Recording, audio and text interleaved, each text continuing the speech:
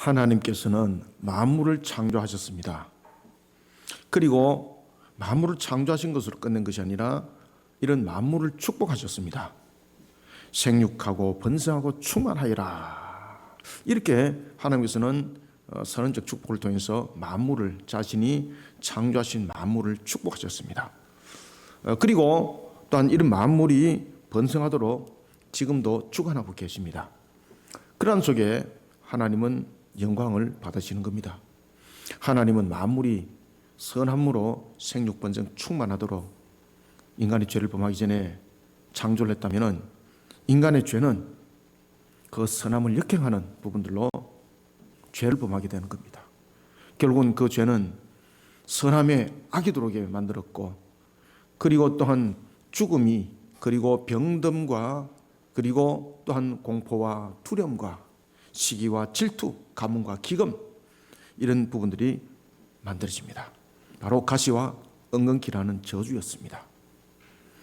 하나님이 창조하신 창조 세계 가운데서는 항상 조화로움이 있었고, 그리고 또한 이를 통해서는 아름다움이 있었습니다. 그러나 인간이 죄를 범함으로 이런 하나님의 창조 세계의 조화로움과 아름다움이라는 그러한 모습은 사라지고 상대성이 등장했습니다. 그런데 이 상대성은 경쟁으로 등장했고, 그리고 다툼과 갈등이 번성하고 충만한 모습으로 나타났습니다.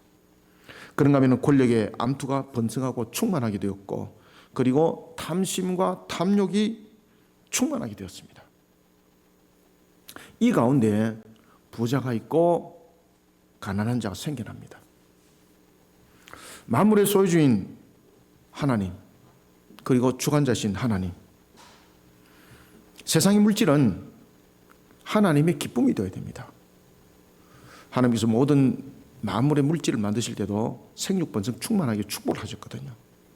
그러면 만물은 번성하는 것은 하나님의 기쁨이 되는 거죠. 그런데 하나님은 이런 만물이 번성하는 것 속에서 기쁨이 되지 아니하는 하나님의 기쁨을 오히려 망각시켜버리고 상쇄시켜버리고 지워버리는 일들이 있는데, 그것이 바로 인간의 악함으로 나타났던 모습이었습니다. 그 가운데 대표적인 것이 바로 부라는 것입니다. 에덴 동산에서 물이 흘렀습니다. 그리고 그 물이 흘러서 비손이라는 강이 만들어졌고, 기혼과 히데길과 유브라데라는 강이 만들어졌습니다. 그리고 그 강은 자신이 가지고 취하는 것이 아니라 자신을 흘려보내서 생물을 번성시켰고 땅을 기름지게 만들었습니다. 이게 하나님의 창조 원리입니다. 그런 속에 하나님은 그것을 영광으로 받으셨고 기뻐하셨는데, 인간이 죄를 범하면서는 그것을 역행시키는 겁니다. 그러니까 인간이 죄를 범한 이후에도 우리는 생육번성 충만함으로 우리는 살아가고 있는데, 이것은 하나님의 선함 속에서 생육번성 충만함이 아니라 악함 속에서 생육번성 충만함이 되는 겁니다. 그러니까 그 속에서 부자와 가난은 하나의 상극이 되었고, 부자와 가난은 하나의 대결이 되었고 암투가 되기도 했습니다. 권력도 마찬가지입니다. 모든 것이 하나님으로부터 말미암았음에도 불구하고 인간의 죄는 이와 같이 하나님의 선함의 모든 원리를 역행시켜 버렸습니다. 에덴 동산에서 비손과 기온과 히데길과 유브라데의 강이 생겨난 것처럼 하나님께서 주신 물질은 흘려보내는 역할을 해야 되는 겁니다. 무엇 하는데? 생육, 번성, 충만하는 것에 흘려보내는 역할을 해야 되는 겁니다. 이게 물질의 원리입니다. 그런데 인간이 죄를 범한 이후에는 물질을 가둬놓기 시작했습니다. 자신의 소유욕을 바라보고 자신의 충만함을 자신의 만족으로 갖고 가는 겁니다.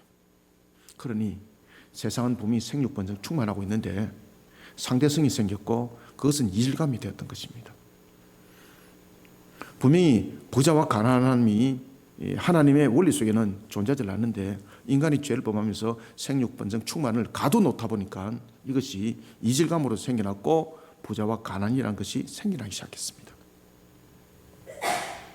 오늘 우리는 하나님이 주신 자문의 말씀을 통해서 우리가 마땅히 해야 될 일, 마땅히 해야 될 일들 가운데는 어떠한 일들이 있는지를 우리가 세 가지만 살펴보도록 하겠습니다.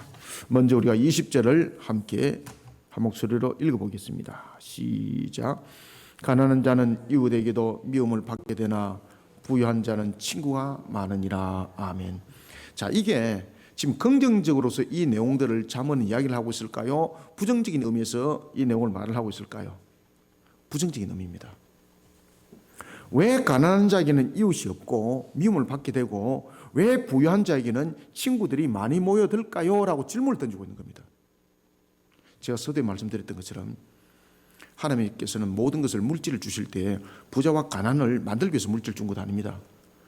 모든 사람들이 누리도록 물질을 주신 것이거든요. 여러분들 짐승들 가운데서 가난한 짐승이 있고 부유한 짐승이 있습니까? 짐승들 지금도 살아가고 있는 짐승들 가운데서 자기가 먹는 거 저장고에 가득 넣어놓고 부를 누리면서 살아가는 짐승들이 있습니까? 짐승들 세계를 잘 보시기 바랍니다. 없습니다. 그런데 인간은 흘려보내는 하나님의 그 물질을 가둬놓기 시작했습니다. 그러면서 부자와 가난이 생긴 겁니다. 짐승들 세계는 부자와 가난이 없습니다. 여러분들요. 물질은 소유가 아닙니다. 그래서 우리는 인간이 죄를 지으면서 범하면서 나타났던 이 개념 속에서 가장 인간이 하나님의 그 창조 원리를 깨뜨렸던 것 가운데 하나가 뭔가 하면 성적 문제, 그 다음에는 물질에 대한 문제입니다. 그래서 인간이 죄를 범할 때 이 두 가지가 가장 근본적 죄를 범하게 되는 겁니다. 성에 대한 범죄, 물질에 대한 범죄. 우리가 여러분들 일어나고 있는 범죄를 여러분 따져보십시오. 이 두 가지가 대부분이지 않습니까? 이게 뭔가 하면 인간의 죄성 속에서 나타나는 결론들이죠. 특히 물질에 관한 부분들은 왜 이런 문제들이 일어나는가? 인간이 물질을 가두기 시작하면서 문제가 생겨난 겁니다. 하나님께서 물질을 우리에게 허락하시고 모든 것의 창조 근원 속에서 우리에게 주신 것은 흘려보내는 역할입니다. 그래서 에덴 동산에서도 강물이 흘렀잖아요. 물도 고여있으면 썩는 것처럼 물질도 똑같습니다. 인간이 죄를 범하면서 결국은 나타난 것은 댐과 같은 가두는 역할을 했던 겁니다. 그러니 그 속에서 부자와 가난이 생겼고 그 속에서 사회적 갈등은 생기고 그 속에서 범죄는 더욱더 차올로 넘치는 역사 속에 충만하고 번성하게 됐던 겁니다. 우리는 먼저 첫 번째 깨달아야 될 것이 있습니다. 그것은 뭔가 하면은 첫 번째 20절입니다. 물질의 소유를 그리고 물질의 소유에 따라서 사람을 평가하고 판단하는 악한 자리에 서면 안 됩니다. 물질을 가지고 사람을 평가하고 판단하면 이미 그 사람은 악한 자리에 선 자입니다. 항상 연약하고 헐벗은 자들을 하나님의 형상으로 잘 섬기시길 바랍니다. 이것이 하나님을 경외하는 신앙입니다. 우리는 마땅히 이런 신앙 가운데 세워져야 합니다. 죄악된 인간 세상에는 비교하고 차등을 두는 경향들이 많습니다. 대부분의 사람은 부자를 선호합니다. 교회 속에도 아마 그런 것 같습니다. 목회를 이렇게 하다 보면요, 부자는 높이고 가난한 사람은 높이지 않은 것들을 많이 봅니다. 이게 인간의 죄성 속에 있는 겁니다. 부자들에게는 주변의 사람들이 늘 몰려듭니다. 왜 몰려들까요? 얻을 것을 바라거나 또는 얻을 것을 있다고 보거나 또는 자신 또한 부자의 분류에 함께 있다는 자존감이 작용하고 있는 겁니다. 나는 이런 사람하고 어울려요. 그죠? 그런데 여러분들 그런 사람들과 어울리면서 자랑하지 가난한 사람과 어울리면서 자랑하는 사람 봤습니까? 부자에게는 이렇게 많은 사람들이 모여드는 이유가 있습니다. 반면 가난한 자에게는 사람들이 모여들지 않습니다. 외면하는 경향이 있습니다. 왜냐하면 얻을 것이 없기 때문에. 또한 그들과 함께 어울려서는 자기의 자존감이 격화된다고 봤기 때문에 함께하지 않습니다. 이게 인간의 죄성 속에 나타나고 있는 물질관입니다. 물질의 소유 여부에 따라서 사람의 가치가 표면적으로 달라진 것은 죄악된 인간 세상의 모습입니다. 그래서 잠언에서 그 이야기를 하는 겁니다. 죄악된 세상에서 끊임없이 생겨나는 가난, 이 가난에 대해서 성경은 어떻게 말하고 있을까요? 놀라운 것은 성경은 가난에 대해서 약 한 140여 가지를 이야기를 하고 있습니다. 굉장히 많은 이야기를 하고 있습니다. 그 중에서 대표적인 것을 한 4가지를 이야기를 한다면 먼저 첫 번째는 가난에 대해서 하나님께서는 공평의 법으로 다스리고 있습니다. 아시겠습니까? 공평의 법으로 이야기합니다. 우리가 보면은 왜 이런 이야기를 하지 않습니까? 교도소 같은 데 가면은 유전 무죄, 무전 유죄다. 뭐 이런 뭐 비아냥거리는 이야기도 있습니다만은 뭐 결국 그렇지는 않죠, 그죠? 그만큼 인간이 살아가는 죄성 속에는 보면은 부자와 가난한 사이에는 공평이 없다는 겁니다. 그만큼 공평과 공의도 법 속에서 깨어졌다는 이야기입니다. 무너졌다는 이야기입니다. 그래서 하나님께서는 그것을 이미 율법을 통해서 모세에게 말씀을 줄 때도 그것을 공평의 법으로 하나님께서 모든 것을 중심을 딱 잡았습니다. 그것은 뭔가 하면은 출애굽기 23장 6절에 하면은 가난한 자의 송사라고 정의를 굽게 하지 말라 그랬습니다. 가난한 자라고. 부자라고 좋은 판결 내리고 가난하다고 나쁜 판결 내리지 마라. 똑같아. 그래서 하나님은 공평의 법을 공포했습니다. 이것을 어기는 자는 내가 용서하지 않겠다. 하나님께서 법으로 삼았습니다. 두 번째는 안식년의 법입니다. 두 번째는 안식년의 법으로 다스립니다. 출애굽기 23장 11절에 하면은 일곱째 해에는 땅에 안식을 주도록 하나님께서 명했습니다. 그리고 그 땅에서 안식을 주는 그 수확은 그 땅에서 농사진 사람이 수확을 거두가지 못하도록 했습니다. 매 7년째 되는 땅을 휴경을 시키는데 그럼에도 불구하고 그 땅에서 나는 열매들이 있습니다. 그죠? 곡지가 결실이 있습니다. 그것은 그 땅에서 경작했던 사람이 소유가 아닙니다. 매 7년마다 땅은 하나님께서 쉬도록 했습니다. 그리고 그 쉬는 그 땅에도 열매는 맺혀지고 곡식은 맺혀집니다. 그 열매와 곡식은 그 땅에서 농사짓던 사람 것이 아니라는 거예요. 하나님께서 말씀하십니다. 그 땅에서 난 열매와 곡식은 덜짐승 것이다. 그리고 가난한 곡과 그리고 또한 객들의 것이다. 가난한 자와 덜짐승이들이 먹도록 했습니다. 그리고 세 번째는 11조 규례법으로 다스렸습니다. 신명기 14장 28절부터 29절에 가면은 매 3년, 그죠? 매 3년이라는 건 3년마다라는 것이죠. 매 3년 끝에 그 해의 소산의 11조 10분의 1은 객과 과와 과부들. 그 당시 과부들은 가장 연약한 자들이었거든요. 아무것도 먹을 것이 없는 거. 그 가난한 자들 위해서 그것을 사용하라 그랬습니다. 하나님께서 법으로 정했습니다. 세 번째는 의무와 관련된 법입니다. 레위기 19장 9절부터 10절에 하면은 밭에서 곡식을 거둘 때 그리고 포도원에서 열매를 딸 때에 이 법은 반드시 지키라 그랬습니다. 밭에 모퉁이는 베지 마라. 모퉁이는 다 남겨둬라. 그리고 열매도 다 따지 마라. 그리고 두 번째는 곡식을 밭에 모퉁이도 남겨뒀음에도 불구하고 곡식을 싣다가 땅에 떨어진 건 절대 줍지 마라. 내가 그것을 끄집어 땡겼다. 열매도 따다가 땅에 떨어진 것은 절대 줍지 마라. 내가 그것을 땅에 떨어뜨리겠다. 왜? 지나가는 객들 그리고 과와 가부들이 가난한 자들이 먹도록 짐승들이 먹도록 내가 그것을 흩어놓았다. 그러니 줍지 마라. 이것을 법으로 정했습니다. 하나님이.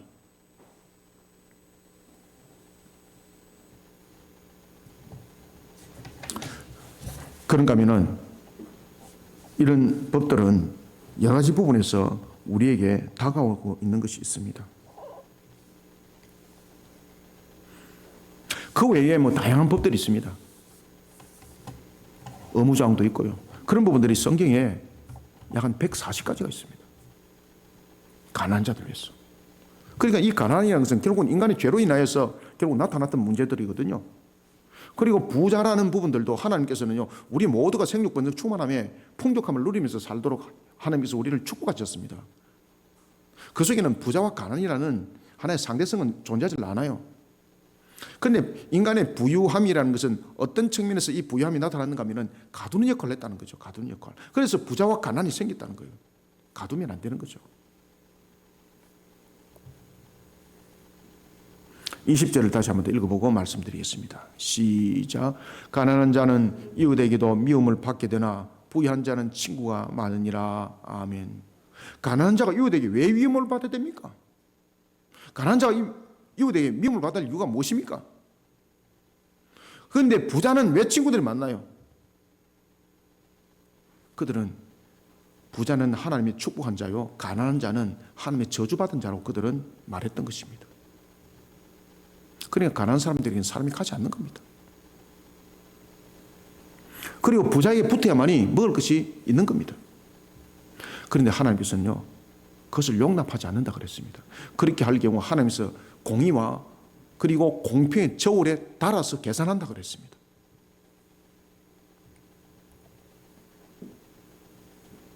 이런 자문의 말씀과 그리고 약 한 140가지의 가난에 대해서 성경은 이야기를 하고 있습니다.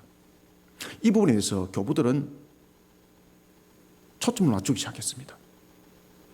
우리는 그냥 지나갈 수 있는 내용이었는데 2세기와 3세기와 4세기의 교부들은 이 부분에서 굉장히 이 내용들을 중요하게 다뤘었습니다. 심지어 가난한 자들을 돕지 않는 자는 구원받지 못한다고 말할 정도로 굉장히 이 문제를 중요하게 다뤘습니다. 그런 가운데 4세기에 동방의 교부 중에서 한 사람이었던 갑바도기아의 세 교부, 그 중에서 한 사람이었던 나잔조스 그레고르스가 있었습니다. 이 사람은 부모로부터 물려받은 재산이 굉장히 많았습니다. 그는 하나님의 말씀대로 이 말씀을 따르기 위해서 평생 그는 홀로 살게 됩니다. 수많은 재산이 있었습니다. 수많은 재산이 있을 때는 그 재산을 넘보기 위해서 사람들이 얼마나 많이 몰려드는지 모릅니다. 그런데 이 그레고르스가 모든 재산을 하나도 남기지 아니하고 모든 것을 다 팔아서 참나 가난한 자에게 나눠줘 버렸습니다. 그리고 자신은 수도사의 길을 가는 겁니다. 고난의 길을 가는 겁니다. 그런데 그에게는 행복이 있습니다. 모든 재산을 그냥 다 없애버렸는데 그에게는 행복이 있습니다. 재산이 많을 때는 사람들이 그것을 얻기 위해서 벌떼처럼 몰려들었지만 재산이 없으니까 모여들지도 않습니다. 그러니까 오히려 더 행복한 겁니다.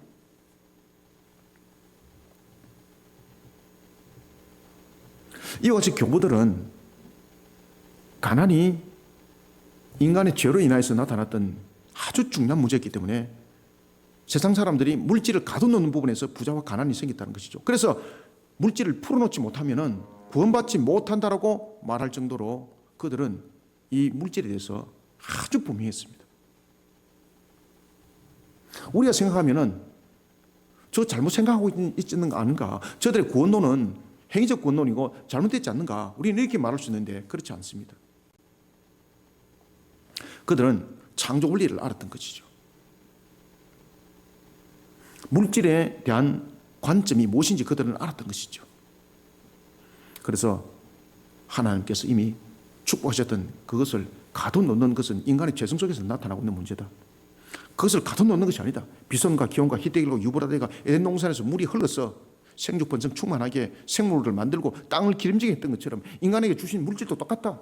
하나님께서 우리에게 주신 것은 가둬넣어서 자기 혼자 배부리게 등 따시게 먹으라고 준 것이 아니다. 인간의 죄성 속에서 나타난 것이 바로 가둬놓는 역할이었다. 물질은 흘려보내는 것이다. 이것을 교부들이 알았던 겁니다. 교부들이.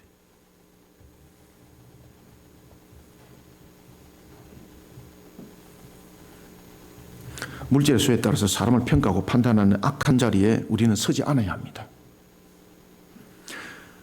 그 악한 자리에 서서 평가하는 순간 우리는 하나님의 공평과 공의의 저울 위에 딱 올려집니다. 정확합니다. 연약하고 헐벗은 자를 하나님의 형상으로 돌아봐야 합니다. 그리고 그들을 잘 섬겨야 합니다. 이것은 하나님의 명령입니다. 이것을 잊지 않는 우리 성도들이 다 되시길 소원합니다. 두 번째는 21절을 함께 읽습니다. 시작. 이웃을 없은 여기는 자는 죄를 범하는 자요 빈곤한 자를 불쌍히 여기지 않는 자는 복이 있는 자니라. 아멘. 빈곤한 자를 불쌍히 여기는 자는 복이 있다 그런 거예요. 불쌍히 여긴다는 무슨 말인가요? 마음으로만 그렇다는 것이 아닙니다. 그들을 도와서. 우리는 두 번째 21절 통해서 이기적인 세태를 따라 가난한 자를 없인 여기고 자기 이익을 추구하지 말아야 됩니다. 오히려 자신의 것을 비워 가난한 자를 돌아보는 복 있는 자들이 되시기를 소원합니다. 누가복음 12장 33절에 보면 이 말씀이 잘 나와 있습니다. 누가복음 12장 33절에 하면 예수님께서 이런 말씀을 합니다. 너희 소유를 팔아 구제하여 낡아지지 아니하는 배낭을 만들어라. 너희 소유를 팔아가지고 구제하여서 낡아지지 아니하는 배낭을 만들어라. 교부들이 이 말씀대로 했던 겁니다. 자신에게 다가오고 있는, 그리고 자신이 소유한 그 물질들이 가둬놓는 역할을 하게 되면 이미 낡아진 포대가 되는 겁니다. 그 포대는 이미 썩어지고 썩어지는 겁니다. 영원히 썩지 않을 배낭을 만들어라는 거죠. 그것은 바로 물질을 흘려보내는 겁니다. 가난한 자들을 섬기는 겁니다. 이 세상의 재물은 낡아지는 주머니에 보관하는 것과 같습니다. 언젠가는 없어지는 겁니다. 그러나 구제하는 데 사용된 재물은 다릅니다. 그 가치가 영원히 보존된다고 예수님께서 말씀하셨습니다. 그래서 저와 여러분들은요, 가지고 있는 물질들을 흘려보내서 가난한 자들을 섬겼을 때는 내가 영원한 하나님으로부터 복된 축복을 받는 배낭을 만들었다 보시면 딱 맞습니다. 잠언은 말하고 있습니다. 이웃을 없인 여기는 자는 죄를 범하는 자라고 말합니다.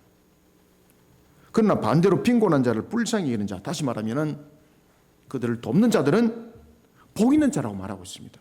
왜 그런가요? 바로 누가복음 12장 33절 말씀과 연결시키셔야 됩니다. 빈곤한 자를 돌아보지 아니하고 이웃을 없인 여기는 자는요, 이미 썩어질 배낭을 짊어지고 있는 겁니다. 아무리 많은 물질을 가지고 있어도 이 썩어진 물질입니다.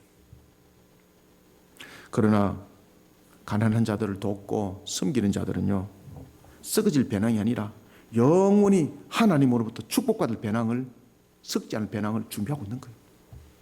그런데 하나님은요, 이 땅에서도 기억할 것이고 하늘에서도 기억한다 그랬습니다. 하나님이 원하는 방식으로 물질은 사용하셔야 됩니다.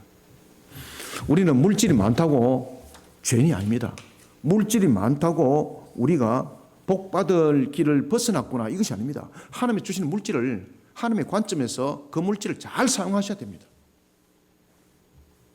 21절 다시 한번 읽읍시다. 시작. 이웃을 없인 여기는 자는 죄를 범하는 자요, 빈곤한 자를 불쌍히 여기는 자는 복이 있는 자니라. 아멘. 우리가 여기에 대한 좋은 예가 하나가 있습니다. 누가복음에 나와 있죠. 그죠? 부자와 거지 나사로. 누가복음 16장 21절 이하에 보면은 부자가 배불리 먹습니다. 배가 터지도록 먹습니다. 그리고 배불리 먹고 상에 음식이 남아 있습니다. 그러나 그 상에 음식은 남아 있는데 자신의 집 앞에 굶주려서 죽어가는 사람이 있습니다. 돌아보지 않습니다. 하나님께서 그것을 공의와 공평의 저울에 딱 달아버립니다. 하나님께서 그것을 죄라고 말하는 겁니다. 분명히 자신은 배불리 먹었습니다. 상호에 음식이 남았습니다. 이것은 소비거든요. 그렇게 먹지 않아도 되는 거잖아요. 여러분, 밥 한 공기가 있습니다. 내가 반 공기만 먹어도 내가 살아갈 수 있잖아요. 한 공기를 다 안 먹고. 그럼 반 공기를 빼워서 음식이 없는 자에게 주는 것이 하나님의 원리예요. 이 부자가 자신이 그냥 한 끼 먹는 음식을 그냥 거지가 하루 종일 먹는 음식, 일주일 먹는 음식보다 더 많이 차려놓는 거예요. 그리고 음식을 다 남겨놓은 거예요. 그런데 그 집 앞에서 거지가 굶어 죽고 있습니다. 하나님께서 그것을 탁 보고 있는 거예요. 그가 하나님의 공의와 공평의 저울에 딱 꼴려집니다. 하나님께서 계산하기 시작합니다. 그리고 그가 죽었습니다. 그리고 간 곳이 어디겠습니까? 놀라운 것은 복락을 누리는 곳이 아니었습니다. 바로 죽음의 고통이 함께하는 음부에서 그는 고통 가운데 놓여지게 되는 겁니다. 누가복음 16장 28절은 증가합니다. 내 형제 5이 있는데 그 부자가 그 고통 속에 이 사실을 알게 되겠다는 거죠. 자기 형제들이 지금 잘못 알고 있고 지금 자신이 부하는 것은 하나님의 축복이요, 그리고 거지는 하나님으로부터 저주받은 것이라고 여기고 있던 그 잘못된 것이다. 자신에게 주어진 그 물질들을 온전히 바로 서지 못하면 바로 위와 같이 하나님 앞에 죄를 범하는 자가 되는 것이고, 결국은 올 것은 엄부라는 사실을 우리 형제들에게 알릴 수 있도록 좀 도와주십시오. 그러면서 그 부자의 입에서 나온 것이 뭡니까? 내 형제에게는 5의 형제가 있는데 그들에게 이 사실을, 이 고통받는 이곳에 오지 않도록 이 사실을 그들에게 알려주십시오. 여러분, 이직인 세태를 따라서 가난한 자를 업신여기고 자기 이익에 눈이 멀면 안 됩니다. 하나님의 공의에 저를 위해 반드시 세우십니다. 그리고 하나님이 계산합니다. 정확하게 계산합니다. 물질의 소유 여부에 따라서 사람에 대한 태도와 자세는 하나님의 공의의 저를 위해 올리십니다. 가난한 자를 외면하고 그들을 돌아보지 않으면 공의의 저를 반드시 올리십니다. 하나님 계산합니다. 이들을 돌아봐야 합니다. 하나님의 형상을 돌아봐야 합니다. 우리는 이런 신앙관에 바르게 세워야 합니다. 가난한 자를 외면하지 말고 자신의 것을 비워 이들을 돌아보는 복 있는 자들이 다 되시기를 소원합니다. 마지막으로 세 번째는 22절을 읽습니다. 시작. 악을 도모하는 자는 잘못 가는 것이 아니냐. 선을 도모하는 자에게는 인자의 진리가 있으리라. 아멘.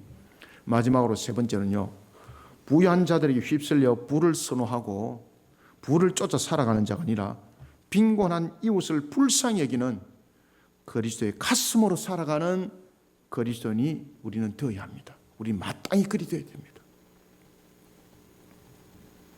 죄악된 세상의 인심은 가난한 자를 외면합니다. 그리고 부유한 자를 따라갑니다. 이게 인간의 죄성의 결론입니다. 이게. 아니, 내가 열심히 일해서 내가 많은 부를 축적했잖아요. 하나님 묻습니다. 네가 땀 흘려 일했다고 너의 결론이냐? 내가 너에게 은혜를 베풀지 않으면 너는 열매 없다는.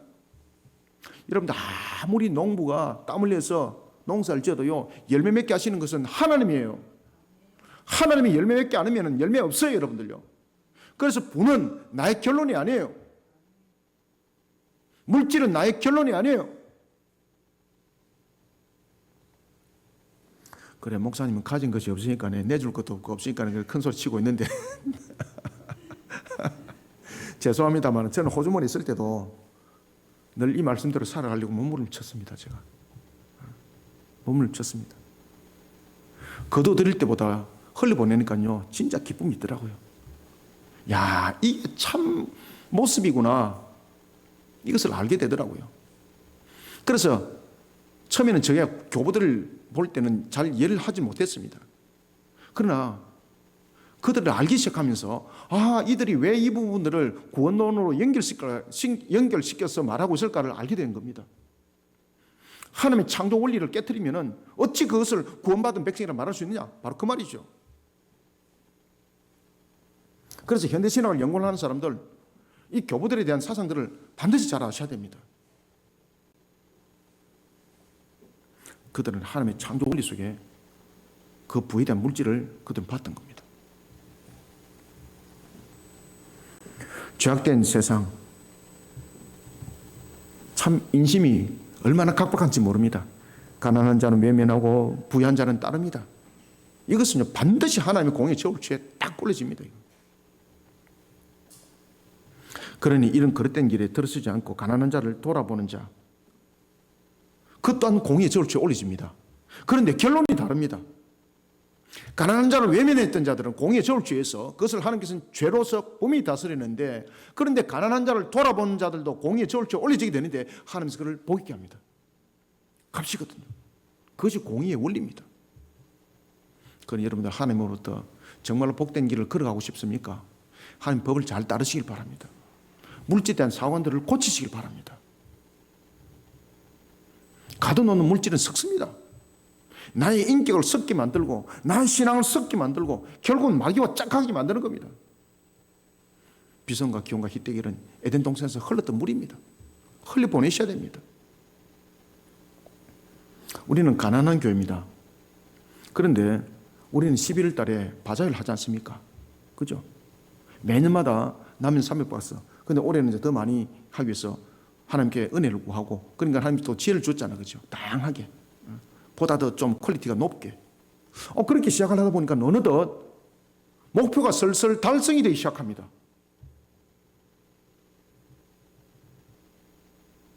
우리가 이 이웃들을 더 많이 섬길 수 있는 것에 기쁨이 차고로 넘칩니다. 우리의 이런 신앙을 하나님은요, 그냥 돌아보지 않습니다. 하나님께서 여러분들 복되게 할 줄 믿으시기 바랍니다. 우리는 어떤 부분에도 가난을 외면하면 안 됩니다. 왜냐하면 가난은 그 사람이 게으르기 때문에 이런 것이 아닙니다.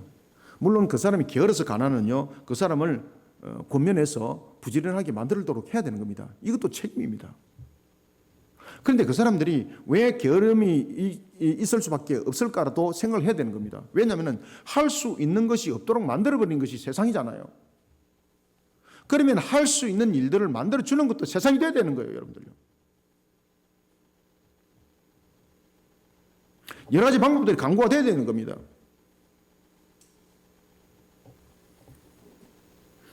우리는 가난한 자를 그저 물질로만 돕는 것이 아니라 그들을 일할 수 있도록 돕는 것도 그들에게 중요한 역할을 하는 겁니다.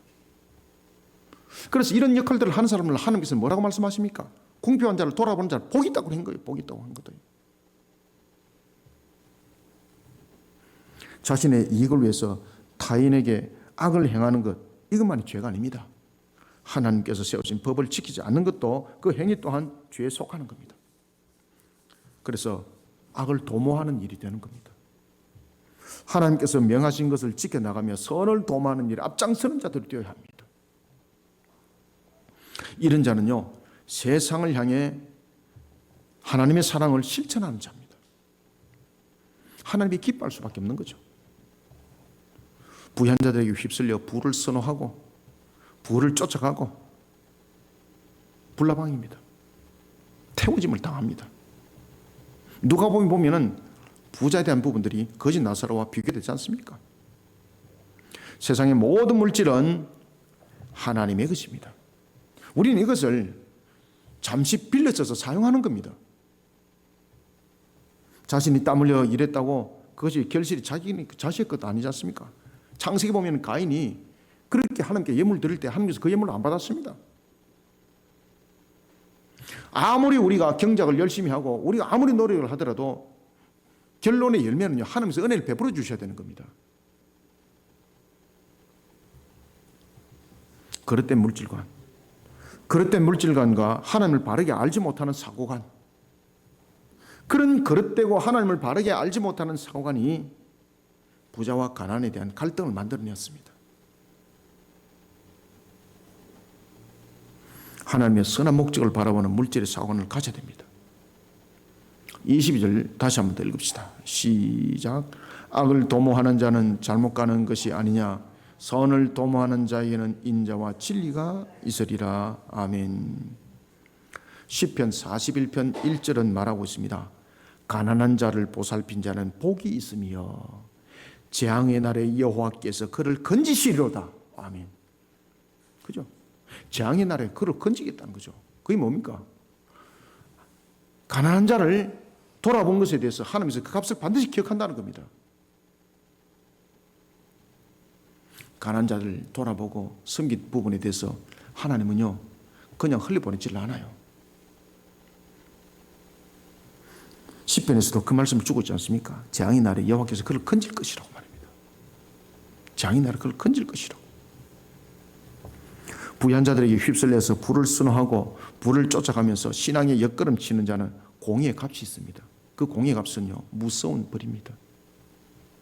그러나 빈곤한 자를 불쌍히 여기는 그리스도인의 가슴으로 달려가는 자, 그도 공의의 값이 있습니다. 오늘 시편에 주신 말씀처럼 재앙의 날에 여호와께서 그를 건질 것입니다. 사랑하는 성도 여러분, 오늘도 우리는 이와 같이 빈곤한 이웃을 불쌍히 여기는 그리스도의 가슴을 가진 그리스도인으로서 살아가는 저와 여러분들이 다 되시기를 소원합니다. 말씀을 맺습니다. 물질은요, 도구입니다. 도구. 도구라는 것은 어떻게 사용하느냐에 따라서 용도가 달라집니다. 그래서 이 물질을 선한 용도로 사용하면 선한 물질이 되고 악한 것에 사용하면 이 물질은 악한 물질이 되는 겁니다. 물질이 원래 악한 것이 아닙니다. 그래서 하나님께서는 물질이 있는 곳에 마음이 있다고 그랬지 않습니까? 그 물질을 어떻게 쓰느냐에 따라서 그 사람의 신앙, 그 사람의 삶은 다 보이는 거예요. 물질은 도구입니다. 물질은 평가의 중심이 아닙니다. 그런데 죄악된 세상은 물질을 가지고 평가를 하잖아요. 그죠? 잘 사는 나라, 못 사는 나라, 잘 사는 사람, 못 사는 사람 평가잖아요. 이게 얼마나 잘못된 것인가 아십니까? 이것은 하나님께서 심히 엄격하게 나중에 다룹니다.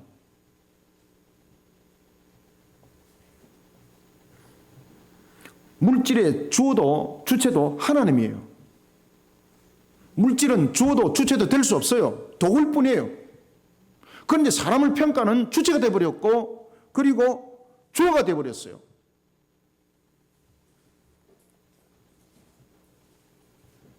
하나님께서 피조 세계를 창조하실 때에 주와 주체는 하나님이고요. 그리고 하나님께서 우리를 이런 자신의 형상으로 만들었어요, 여러분들요. 그러니 사람은요, 물질을 가지고 절대 평가하면 안 돼요, 여러분들요. 가난한 사람이라는 단어가 벌써 물질로부터 나온 거잖아요. 하나님의 형상에 대한 부분들은 하나님이 자기 모양으로 우리를 만드는 거지 않습니까? 모든 것의 주초와 주어는 하나님인데 물질을 가지고 우리를 그렇게 평가해 버렸어요. 세상이 그렇게 만들어 버렸어요. 하나님 용서하지 않습니다, 여러분들.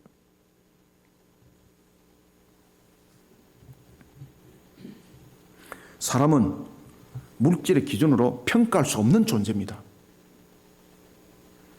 그럼에도 불구하고 놀라운 것은 물질을 기준 삼아 사람을 판단하고 평가하고 있다는 사실입니다. 사람 위에 사람 없고 사람 아래 사람 없습니다. 물질의 소유에 따라 사람을 판단하는 악한 자리에 세워진 자, 하나님의 공의의 저울 위에 반드시 올려집니다. 그리고 그 값이 있습니다. 가난한 자 또한 하나님의 형상입니다. 아시겠습니까?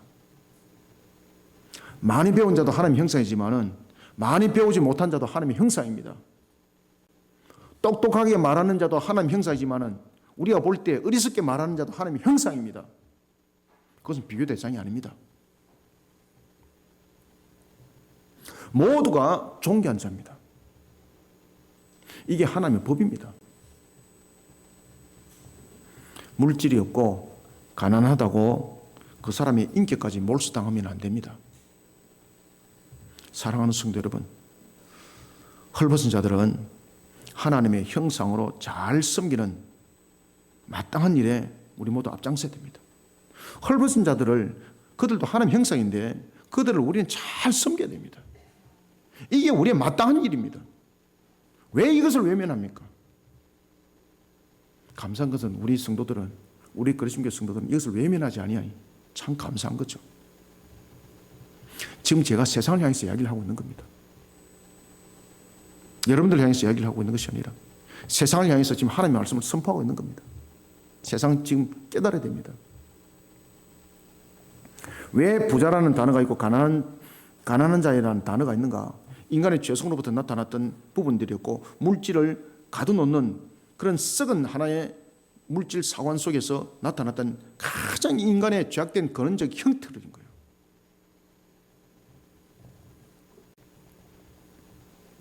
헐벗은 자들을 하나님의 형상으로 잘 섬기는 마땅한 일에 우리 모두 앞장섭시다. 가난한 자들을 돌아보고 공고한 이웃을 불쌍히 여기는 그리스도의 가슴으로 살아갑시다. 하나님의 공의는 이런 우리를 복된 동산으로 인도한다는 사실을 잊지 마시기를 주님의 이름으로 축원합니다. 하나님 감사합니다. 주님께서 펼쳐주시고 열어주시는 모든 말씀 여정들 오늘도 하나님의 결실을 맺기를 원합니다. 하나님의 형상을 돌아보는 우리의 바른 상호간 가치관, 물질로서의 사람을 평가하고 판단하는 세상의 가치관을 바꿔나가는 하나님의 산역사의 실현을 우리가 이루어가기를 원합니다. 또한 이런 속에 우리가 11월 8일 9일 사랑의 바자회를 진행합니다. 하나님 도와주시옵소서.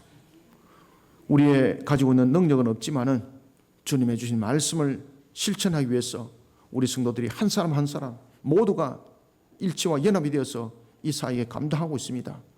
하나님의 형상을 돌아보는 속에 우리가 사명을 감당하며 하나님의 명을 따르고 있습니다. 주님 도와주시옵소서.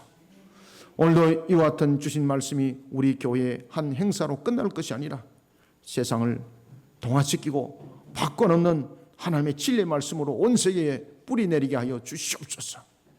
오늘도 주신 이 말씀이 살아 움직이는 생명의 말씀이요 능력의 말씀이요 세상을 향한 꼴의 양식이 되기를 소망하며 예수님의 이름으로 기도드립나이다. 아멘.